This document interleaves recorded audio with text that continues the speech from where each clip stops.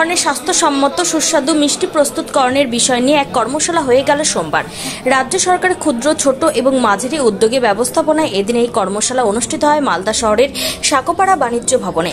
মালদা মার্চেন্টের সহযোগিতায় আয়োজিত এই কর্মশালায় মালদা সহ রাজ্যের বিভিন্ন জেলা থেকে মিষ্টি ব্যবসায়ী সহ মিষ্টি তৈরির কারিগররা অংশগ্রহণ করেন। তারা নিজ নিজ জেলার বিশেষ ধরনের মিষ্টির বিশেষত্ব তুলে ধরে এক প্রদর্শনীর আয়োজন করেন।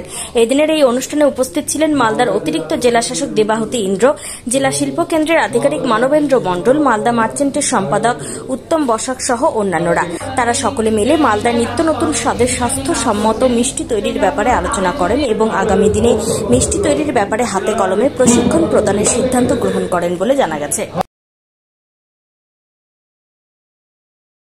মার্চেন্ট চেম্বার অফ কমার্সে মাননীয় ডিএম স্যারের সহযোগিতায় আমাদের মালদার যত মিষ্টি দোকান আছে, মালদা ডিস্ট্রিক্টে যত মিষ্টির দোকান আছে তাদেরকে প্রশিক্ষণ শিবির এবং অত্যাধুনিক মেশিনের সাহায্যে কীভাবে প্রোডাকশন করা যায় সেগুলো নিয়ে আজকে আলোচনা শিবির একটা আয়োজন করা হয়েছে।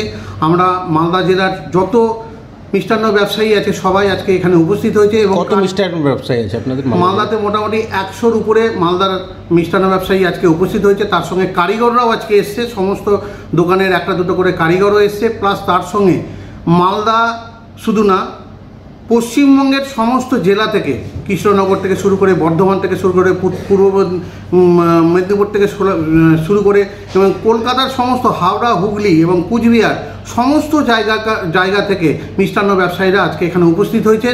আমরা চাইছি যে আমাদের নতুন নতুন মিষ্টি যাতে মালদাতে আরও ভালোভাবে তৈরি করতে পারি এবং সেই মিষ্টিগুলোকে কীভাবে লংজিভিটি বাড়ানো যায় সেটা নিয়ে আজকে প্রশিক্ষণ শিবির এবং নানান রকম এক্সপার্ট লোক এসছে সেগুলোকে বোঝানোর জন্য, এবং মেশিনের সাহায্যে কীভাবে প্রোডাকশানটাকে আরও বাড়ানো যায় সেটার জন্য আজকে লোক এসছে তাদেরকে বোঝানোর জন্য।